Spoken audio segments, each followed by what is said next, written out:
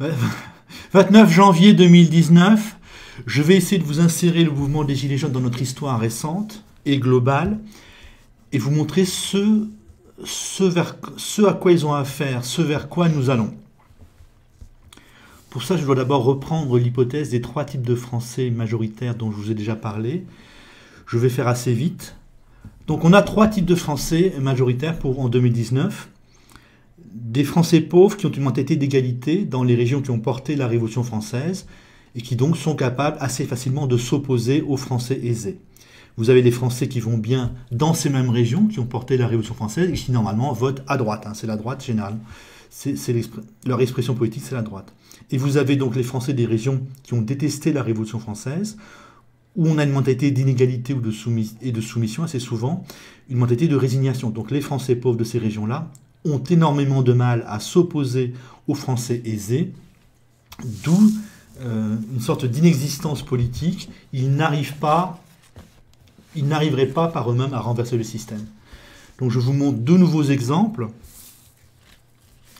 L'exemple du Parti communiste autour de 1978, ou en 1978, vous montrez que le critère, donc l'hypothèse des trois types de Français était valable. Donc la Révolution française, c'est blanc et noir, majoritairement soutenu dans l'espace du bassin parisien. Le Limousin est un peu moins majoritairement soutenu sur les bords de la Méditerranée. Donc tout ce qui est sombre et hachuré, dans l'ouest, près de la Bretagne, toutes ces régions-là ont plus ou moins détesté la Révolution française et ont une mentalité donc plus ou moins inégalitaire, c'est-à-dire que les pauvres, les ouvriers, les employés ont tendance à se résigner. Donc là, je vais vous montrer la carte du Parti communiste en 1978. Il ne s'agit pas de l'idéologie communiste, mais de la mentalité égalitaire portée par le Parti communiste, de la capacité à s'opposer aux élites, à proposer autre chose de très impressionnant, basé sur l'égalité. Vous voyez, normalement, si l'hypothèse des trois types de Français est bonne, le Parti communiste doit faire ses meilleurs scores dans le bassin parisien, la bordure méditerranéenne et le Limousin et autour.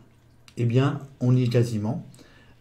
Ses meilleurs scores, c'est la bordure méditerranéenne et le Limousin, qui correspondent exactement à la mentalité communiste d'égalité et d'autorité. Le Parti communiste a fait des bons scores dans la région d'égalité, le bassin parisien. Alors, bien sûr, ça n'est pas 100%, loin de là, mais en gros, ainsi que dans le Nord-Pas-de-Calais, mais pour des raisons particulières, explicables, en raison d'une industrialisation particulièrement dure. Donc le Parti communiste représentait bien les ouvriers et les employés qui n'avaient pas peur, qui n'ont pas peur des riches, et qui voulaient l'égalité, pour lesquels l'égalité c'était important. Une autre carte de 1978, le système politique français complet. Donc, pour les autres régions, vous avez le Parti communiste, bassin parisien, Limousin, bordure méditerranéenne et Nord-Pas-de-Calais. Et en gros, normalement, les autres régions doivent voter massivement pour la droite catholique ou pour le Parti socialiste. Et tout ce qui est en noir, ça vote massivement, très majoritairement. Les deux partis dominants sont la droite catholique, les centristes, et le Parti socialiste en 1978. Et donc vous avez en pointillé ici le Parti communiste, les zones de force du Parti communiste, et vous voyez que les zones en mutation, quand même, sont cohérentes. C'est encore une fois le bassin parisien qui va jusque pas très loin de Bordeaux. Donc ça, c'était des zones en mutation dans lesquelles le Parti socialiste commençait déjà à faire de meilleurs scores. Donc dans ces régions-là, où le Parti socialiste et la droite catholique se combattaient, où c'était les deux partis dominants, vous avez cette mentalité d'inégalité qui fait que les Français pauvres ont tendance à se résigner, et on l'a vu, le Parti socialiste a fini par dominer, et on a vu à quel point il a fait une politique d'extrême droite. Il a fait une politique très inégalitaire en faveur des riches. Et aujourd'hui, on revoit la même chose avec le camp Mélenchon. Macron et Mélenchon sont forts à nouveau dans ces régions-là, à condition qu'il n'y a pas d'immigrés. Dans ce type de région-là, à condition qu'il n'y a pas d'immigrés. Donc là, je vous ai donné l'exemple du Parti communiste, qui reprend à peu près, qui est fort dans à peu près les régions qui ont porté la Révolution française. Maintenant, aujourd'hui, alors je vous montre une carte incomplète, une grande partie de la métropole. Les élections de 2017, le premier tour des élections présidentielles de 2017, le candidat arrivé en tête. Macron est en orange, Mélenchon en rouge. En bleu, vous avez Fillon. En violet, Le Pen. En jaune, tout en bas, Jean Lassalle, en bas au Pays Basque. Et le blanc, c'est des zones sans statistiques.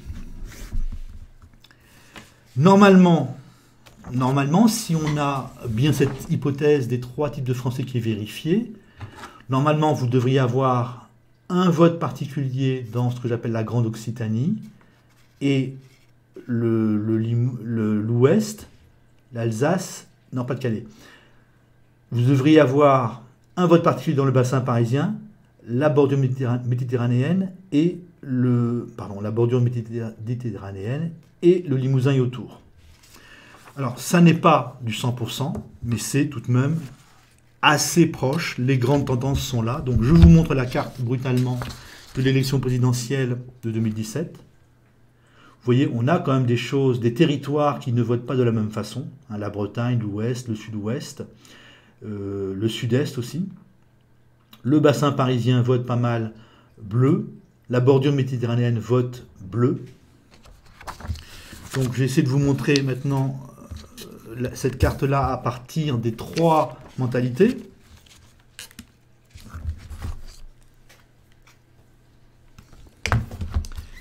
Pardon.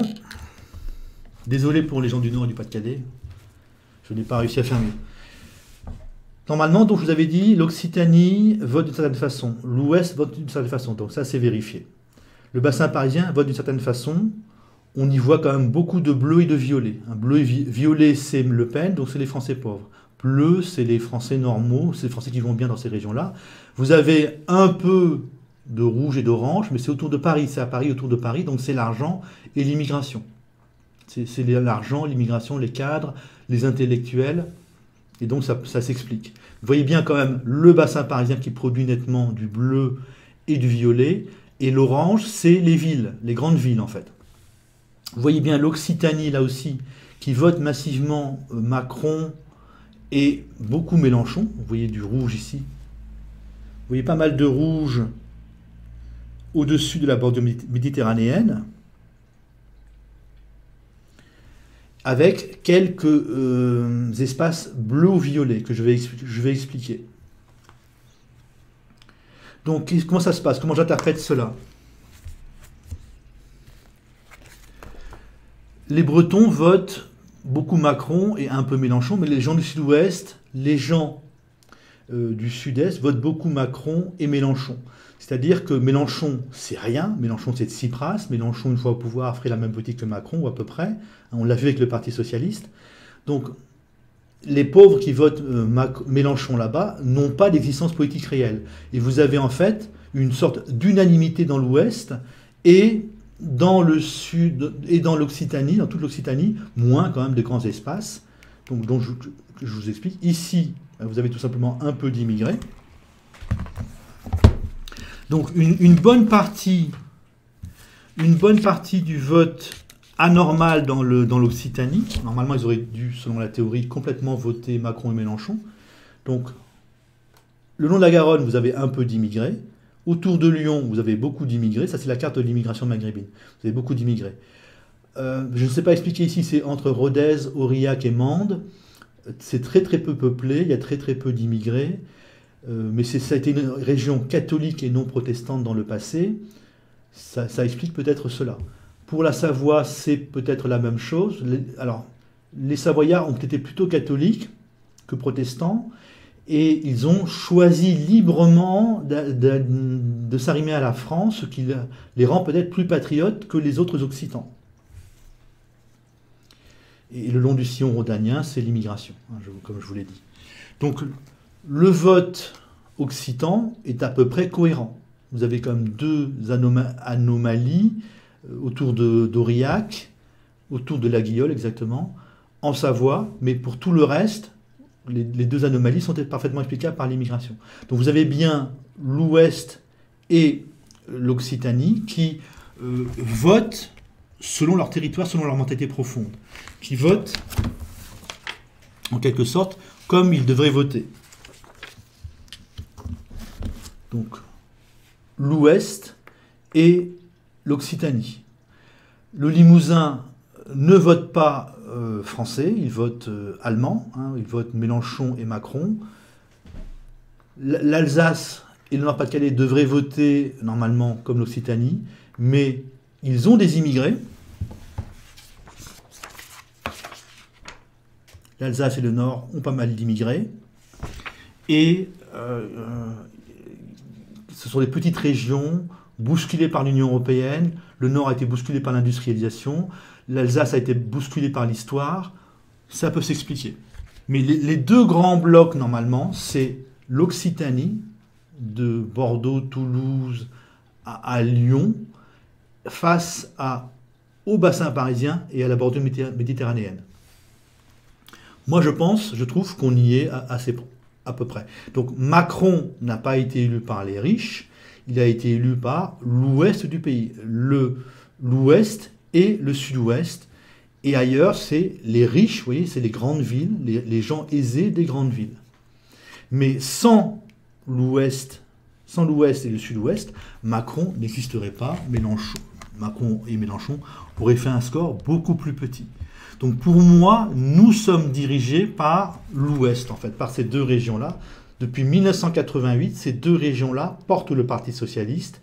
Et depuis au moins 1950 et probablement 1920, ça je n'ai pas trouvé de carte, cette région-là porte le Parti socialiste et l'ancêtre du Parti socialiste, la SFIO. En fait, pour moi, nous sommes dominés aujourd'hui par cette région-là. Le sud-ouest porte le projet allemand, finance, immigration, racisme anti-blanc, sociétal. Et c'est les Parisiens qui ont voté pour le Parti socialiste après, à partir de, je crois, 2007, quand ils ont voté pour la deuxième fois pour, j'oublie toujours son nom, pour le maire homosexuel de Paris. Les bobos ont suivi les gens du sud-ouest. On a une vie politique par territoire. C'est le sud-ouest et l'ouest qui dominent la société française quand le Parti socialiste ou quand Macron gagne les élections. Et on fait la politique de leur mentalité. Et je peux dire ça parce que le sud-ouest vote de la même façon depuis une éternité. Alors qu'est-ce qui s'est passé de 1984 à 2017 ? 1984, c'est le moment où le Parti communiste est à 11% des suffrages exprimés, alors qu'il était à 20% en 1978. Donc c'est le moment où les pauvres qui n'ont pas peur des riches n'ont plus d'organisation politique. Donc vous aviez le bassin parisien, le Limousin, la bordure méditerranéenne qui votaient beaucoup communistes, donc les Français pauvres des régions qui ont porté la Révolution française. Le Parti communiste se meurt, ils n'ont plus, les Français pauvres qui n'ont pas peur des riches, n'ont plus d'organisation politique. Et de 84 à 2017, ou 2018 même, vous avez un combat politique entre la droite et le Parti socialiste, c'est-à-dire entre ceux qui vont bien dans les régions qui ont porté la Révolution française contre les régions contre-révolutionnaires, les régions girondines, c'est-à-dire le Parti socialiste et les centristes. C'est le Parti socialiste. Et à ce moment-là, il n'y a rien d'étonnant parce que les ouvriers et les employés qui veulent l'égalité n'existent plus et que les inégalités sociales ne cessent d'augmenter. Vous avez eu même un autre phénomène, de 84 à 2017, vous avez eu une droite, donc les classes moyennes, les 30% les plus riches du bassin parisien, qui se sont couchés devant les Girondins. La droite s'est couchée devant le Parti socialiste, c'est-à-dire que les gens du bassin parisien qui allaient bien ont fini par suivre de plus en plus vite et de plus en plus les Girondins, le projet Girondin. Et ça se voit particulièrement en 2017. Vous avez donc l'orange ici, signifie que les élites du bassin parisien, les élites de Marseille, se couchent, suivent les gens du sud-ouest, ou les classes moyennes du sud-ouest. Là, c'est les riches du bassin, les gens aisés du bassin parisien qui suivent les classes moyennes du sud-ouest, classe moyenne, les 30% les plus riches. Donc de 84 à 2017, vous n'avez eu rien d'autre que, dans un premier temps, la disparition du Parti communiste, donc la disparition de l'idée d'égalité, avec les gens du bassin parisien qui n'ont cessé de se soumettre de plus en plus vite aux gens du sud-ouest. Donc c'est des mentalités. Et il n'y a rien d'étonnant parce qu'on a toujours fait la même politique à partir de 83-84, parce que c'est toujours les Girondins qui ont gagné les élections. C'est toujours le sud-ouest qui a gagné les élections. Et quand la droite revenait au pouvoir, eh bien, elle ne changeait pas grand-chose. Elle ne changeait rien sur l'essentiel. Donc ça n'a rien d'étonnant. Nous faisons la politique voulue par les gens du sud-ouest. Allemagne, finance, immigration, racisme anti-blanc et sociétal. Normalement, tout à l'heure, je vais essayer d'expliquer pourquoi ces gens-là veulent cette politique-là. Donc avec la droite qui se couche, le PC qui disparaît, les idées girondines finissent par s'imposer. L'Allemagne c'est merveilleux, l'immigration c'est merveilleux, il ne faut pas assimiler, l'islam c'est merveilleux, la finance c'est merveilleux. Voilà ce qui s'est passé de 1984 à 2017. 2017 n'est même pas un bouleversement. 2017, c'est le retour à l'avant 81, c'est-à-dire un moment où on avait des centristes assez forts. À un moment, en 1974, sans doute, on devait avoir les centristes autour de 20% et le Parti socialiste autour de 20%. On est revenu à cette situation-là, hors immigration. En 1978, donc, les centristes et les gauchistes, le PS, oui, étaient forts dans toutes les régions en bleu, en foncé. Aujourd'hui, en 2017, c'est les régions simplement c'est les mêmes régions, mais les régions de l'Ouest, parce que, probablement, à cause de l'immigration. L'immigration fait qu'on ne vote pas beaucoup pour Macron et Mélenchon. Sauf à Paris. Donc, 2017 n'est pas un bouleversement. Macron n'est pas du tout un bouleversement, c'est un nouvel équilibre entre les Girondins, les centristes reprennent 10 points et le PS perd 10 points, il se dissout et le PS est remplacé par le camp Mélenchon qui fait 20%. Donc finalement, 2017, ça n'intègre rien. Ça n'a rien été, ce n'était pas important. On continue, on n'est pas en 2017. 2018, là c'est le bouleversement. Vous avez deux choses, apparemment la fin probable de la droite. La droite semble se décomposer. Vous avez des sondages de plus en plus faibles. Ce sont des sondages, mais ça correspond aussi à l'impression qu'on a. Une droite qui est inaudible, une droite qui n'a pas de projet. Et je crois en 2019, début 2019, vous avez Juppé qui annonce qu'il n'est plus adhérent de la droite. Vous avez Thierry Mariani qui, lui, rejoint le Rassemblement national. Ça, c'est le bouleversement. Donc, c'est-à-dire que on a une domination totale du camp girondin. Du camp girondin sans immigrés. C'est le sud-ouest et l'ouest qui dominent totalement la société française. L'égalité, les porteurs d'égalité n'existent toujours pas. Et la droite, donc c'est l'inégalité sociale, mais avec la mentalité du bassin parisien. La droite aurait pu être patriote, refuser l'islam, refuser le communautarisme, assimiler, refuser de se soumettre aux Allemands. Cette droite-là, c'est ce qu'elle aurait dû faire normalement, n'existe plus. Donc jusqu'en octobre 2018, domination de plus en plus totale du camp girondin. Voilà ce qui s'est passé avec l'effondrement de la droite. C'est un bouleversement. L'effondrement de la droite, c'est un bouleversement. Ça change complètement notre vie politique. Vous avez donc les ouvriers, les employés du bassin parisien qui ne sont plus représentés. L'égalité n'est plus représentée. Et avec la droite qui disparaît, ou qui s'affaiblit, qui se soumet, vous avez la mentalité du bassin parisien qui n'est plus représentée. Domination totale du camp girondin, sans immigrés, donc Allemagne, finance, immigration, racisme anti-blanc et sociétal.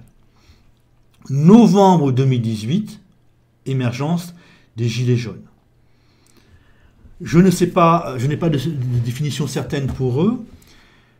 Ce sont les Français pauvres, ou une bonne partie des Français pauvres, qui en ont assez. Je ne vois que ça comme définition. Et vous en avez sur tout le territoire français. Vous en avez donc aussi en Bretagne, vous en avez dans le sud-ouest. C'est-à-dire, vous avez les régions qui ont voté beaucoup Macron et Mélenchon, qui ont quand même des gilets jaunes. C'est assez étonnant. Vous avez des gilets jaunes donc sur tout le territoire métropolitain, et bien sûr chez les DOM, mais ça n'est pas la question. Vous avez donc des gilets jaunes dans toutes les mentalités. Ce qui fait qu'ils sont absolument incapables de proposer quelque chose. Si nous avions une révolte centrée sur le bassin parisien, portée beaucoup par les gens du bassin parisien et éventuellement par les gens de Marseille, je pourrais vous dire, on va vers quelque chose de très précis, ils vont proposer quelque chose. Là, c'est l'ensemble du territoire français métropolitain qui est concerné par la révolte des Gilets jaunes. C'est une simple révolte, c'est des gens qui disent on ne veut pas être pauvre, on veut vivre correctement sans rien proposer, et c'est normal. Vous avez les Bretons qui n'ont certainement pas la même mentalité que les gens du bassin parisien. Vous avez... Bon, pour les Gilets jaunes, on ne peut pas dire grand-chose. On ne peut que dire ils n'ont pas de projet. Ils ne peuvent pour le moment rien construire. Pour le moment. Normalement, ça devrait se décanter. Vous avez déjà une différence qui est assez intéressante, c'est la différence des drapeaux territoriaux. Vous devez probablement avoir 3 types de régions, 3 types de Gilets jaunes avec 3 types de drapeaux. Drapeau français, simplement. Le drapeau français et le drapeau régional. Et en Bretagne, apparemment, vous avez essentiellement le drapeau breton. Déjà, les gilets jaunes bretons nous disent que ce qui est important pour eux, c'est la Bretagne. D'autres gilets jaunes nous disent que ce qui est important pour eux, c'est la France. Et d'autres nous disent ce qui est important pour nous, c'est la France et la région. Déjà, vous voyez, il y a un prémisse, je ne sais pas si on dit un prémisse ou une prémisse, un prémisse de décantation pour l'avenir. Déjà, pour les gilets jaunes, les Français pauvres qui n'en peuvent plus, en Bretagne, la Bretagne est importante.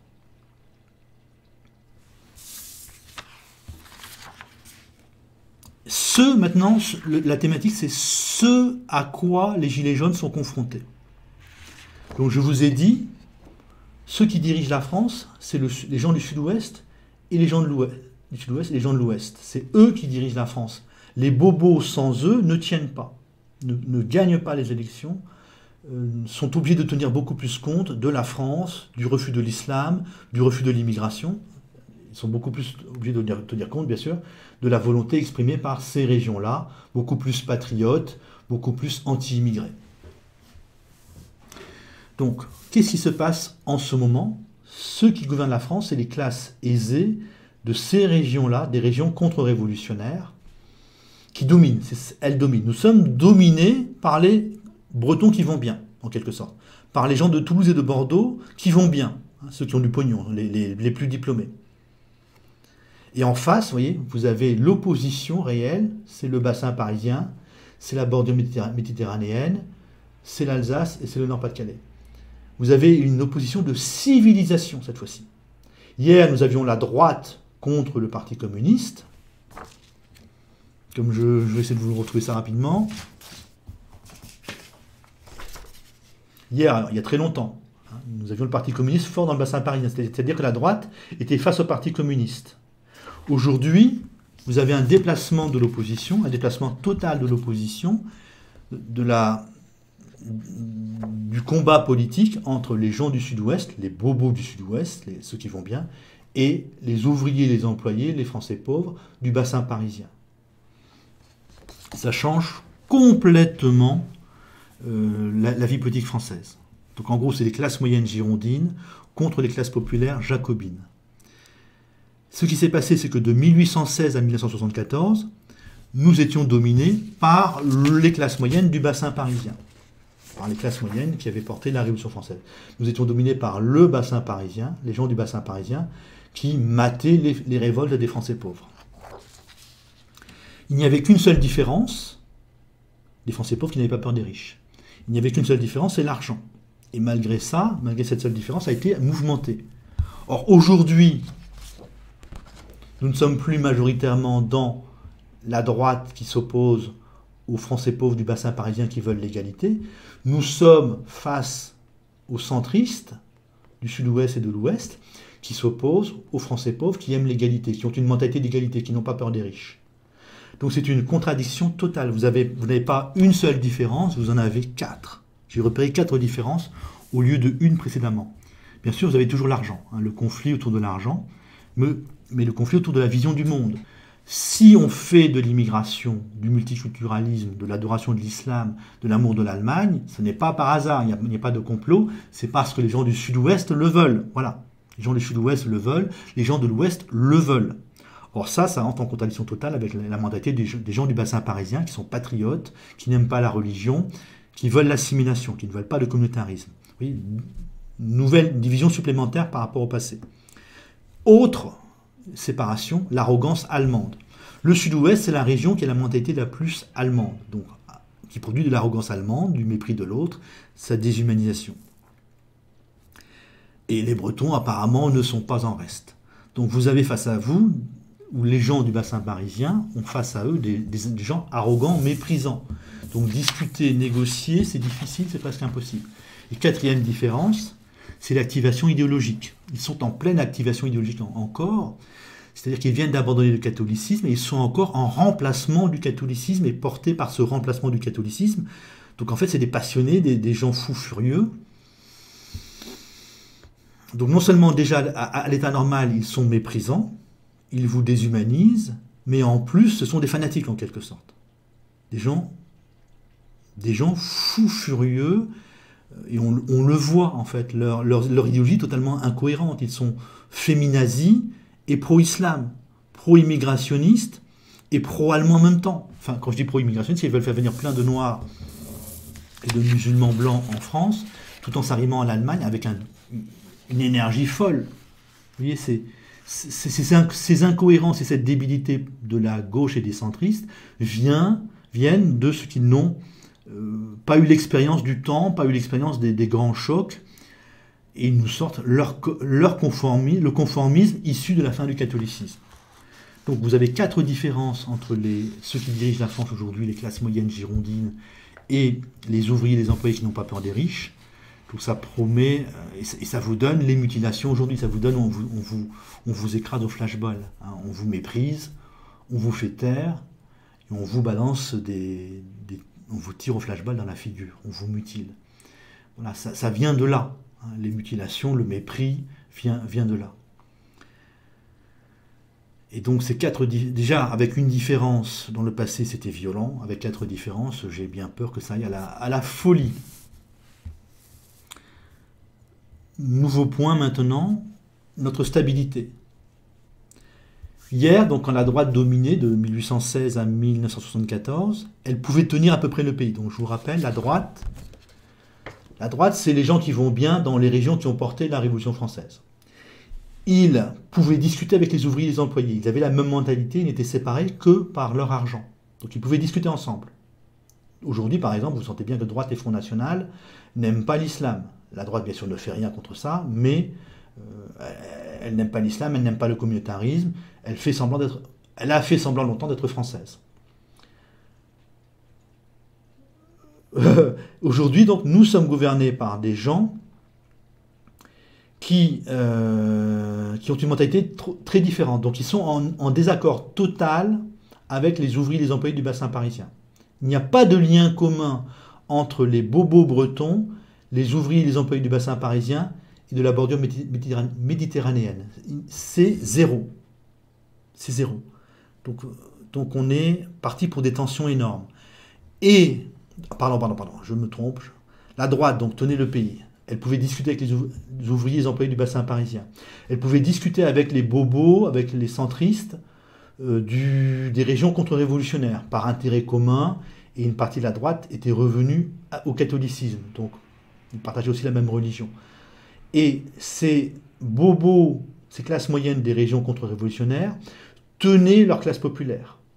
Les ouvriers et les employés de ces régions-là étaient, en quelque sorte, soudés aux bobos, aux classes moyennes, aux classes aisées des régions contre-révolutionnaires. Ce qui fait que la France était relativement tenue. Aujourd'hui, on est dans une décomposition absolue. J'en ai déjà parlé. Vous avez entre les bobos du sud-ouest et les ouvriers et les employés des régions du bassin parisien et de la bordure méditerranéenne, il n'y a rien de commun. L'argent, le regard sur l'islam, le regard sur la France, le féminazisme par exemple, on est en désaccord total, il n'y a rien de commun. Donc c'est extrêmement grave, on ne se sent pas du même pays. Vous avez donc aujourd'hui, qu'est-ce qui s'est passé donc? Vous avez les bobos du sud-ouest ont maté définitivement les bobos des régions révolutionnaires. La droite s'est couchée. Donc vous avez un pays dominé par la droite, par les bobos du sud-ouest, les bobos des régions contre-révolutionnaires, plus les bobos des régions révolutionnaires. Et les ouvriers et les employés du bassin parisien sont totalement à l'écart. Mais même les ouvriers et les employés des régions girondines ne sont pas à l'aise dans le projet de société qui s'amène. À la fois parce qu'il y aura de plus en plus de pauvreté et de plus en plus de Noirs et de Maghrébins, de gens comme les Maghrébins. Dans ces régions-là, vous voyez le long de la Garonne, vous voyez le long du Rhône, quand il y a des Noirs et des Maghrébins, on ne vote plus massivement Macron et Mélenchon. C'est-à-dire que on en est arrivé à une séparation totale, donc même leurs ouvriers et les employés de leur région commencent par les lâcher et finissent par les lâcher. On en arrive à une société, donc on a une partie importante de ceux qui vont bien dans les régions contre-révolutionnaires qui soutiennent ce projet, une petite partie des gens des régions révolutionnaires qui soutiennent le projet. Donc on a une société extraordinairement instable. La pauvreté fait râler tout le monde, l'immigration de masse fait râler tout le monde concrètement. Même dans les régions qui votent pour cette immigration de masse, on n'aime pas l'immigration de masse. Mais il faut attendre qu'il soit dans ces régions-là pour se réveiller. Donc on a à la fois une instabilité totale, mais dans la cohérence la plus totale. La pauvreté qui monte fait qu'on ne vote pas pour le projet AFIRS, Allemagne, finance, immigration, racisme anti-blanc et sociétal. Mais, donc ce projet est porté par les régions contre-révolutionnaires. Et ce projet est refusé même dans les régions contre-révolutionnaires. Plus on aura de Noirs et de Maghrébins, plus on aura de pauvreté, moins on aura de gens pour voter pour ce projet AFIRS. Donc mécaniquement, avec le temps, vous aurez de plus en plus de gens qui râlent. Par exemple, la Manif pour tous a râlé sur le sociétal. Vous avez des gens qui râlent contre l'islam, vous avez des gens qui râlent contre l'immigration, vous avez des gens qui râlent contre les Noirs et les Maghrébins. Vous avez les identitaires autour de Lyon, qui râlent contre la présence de Noirs et de Maghrébins. Dans le bassin parisien, ça râle plus contre l'islam. Pour le moment, ces différentes oppositions ne se sont pas unies. Apparemment, les bobos de la Manif pour tous ont voté Macron. Mais vous allez avoir donc, dans le bassin parisien, une grande majorité de la population qui va refuser ce projet-là. Dont plus dans les régions girondines avec l'immigré, une partie toujours de plus en plus grande de la population qui va refuser le projet AFIRS, et même au bout d'un moment, dans les régions qui portent le projet de société actuel, une résistance de plus en plus forte, en raison de l'immigration et de l'appauvrissement, à ce projet. Je ne vois pas comment les bobos girondins vont pouvoir tenir le pays. J'espère que je n'ai pas répété 2 fois la même chose. Au bout d'un moment, donc, cette opposition va s'unir. Ça va peut-être être très long. Et ce qui émerge, c'est la possibilité d'une droite, cette fois-ci du retour de la droite. Les gens riches, les gens aisés, du bassin parisien sont définitivement soumis aux gens du sud-ouest. Mais la situation devient tellement folle, tellement grave, que même une partie de la droite commence à se réveiller, commence à refuser ce projet-là. Donc vous avez une partie de la droite qui se couche définitivement devant la droite bretonne, ou sud-ouest, une partie de la droite qui commence à reguimber sérieusement, et les ouvriers et les employés du bassin parisien, qui sont très majoritaires, à refuser le projet AFIRS. Donc s'ils peuvent s'unir avec une partie des gens des régions contre-révolutionnaires, eh bien, ils vont finir par gagner les élections. C'est mécanique. C'est une question de temps. La situation devient de plus en plus folle parce que, donc non seulement nous sommes dirigés par une minorité de Français, l'Ouest et le quart Sud-Ouest, mais même dans ces régions-là, on ne veut pas du projet porté par ces régions-là. Vous voyez, ce sont des tarés, pas tous, ça ne peut pas tenir, c'est une question de temps.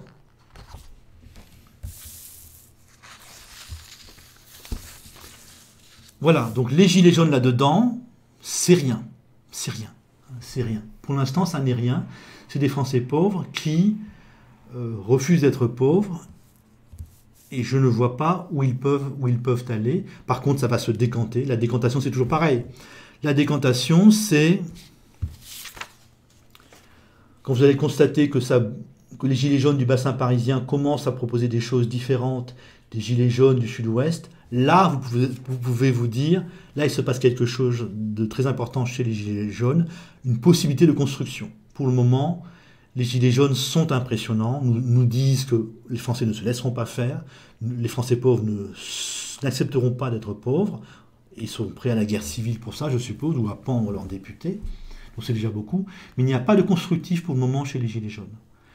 Voilà, donc, ceux qui refusent le modèle actuel sont face donc, aux bobos, aux classes aisées des régions contre-révolutionnaires, qui portent un projet totalement instable, intenable, même dans leur propre région. C'est ça qui est fascinant. Donc ça va disparaître. Ce projet-là, Allemagne, finance, immigration, racisme anti-blanc sociétal, va s'affaiblir sans arrêt, sera porté par de moins en moins de gens, et au bout d'un moment, donc il va disparaître, on passera à autre chose. Donc soit la droite pauvre qui va prendre le pouvoir, dans une alliance avec les ouvriers et les employés, qui n'ont pas peur des riches, du bassin parisien, ou alors on aura un grand parti égalitaire, porté par les ouvriers et les employés du bassin parisien, qui lui fera alliance avec la droite hors les murs, avec les ouvriers et les employés des régions contre-révolutionnaires. On a deux projets cette fois-ci qui peuvent émerger. Auparavant, je disais, la droite hors les murs n'existe pas, ne pourra pas exister, parce qu'elle est trop faible, tout bêtement. Là, avec l'effondrement de la droite et la folie dans laquelle nous allons, on peut avoir une droite patriote assez forte, qui va peut-être pouvoir entraîner le pays comme avant, discussion avec les ouvriers et les employés du bassin parisien, discussion difficile quand même, difficile avec les bobos des régions girondines, non, donc pas comme avant, pas tout à fait comme avant. Salut!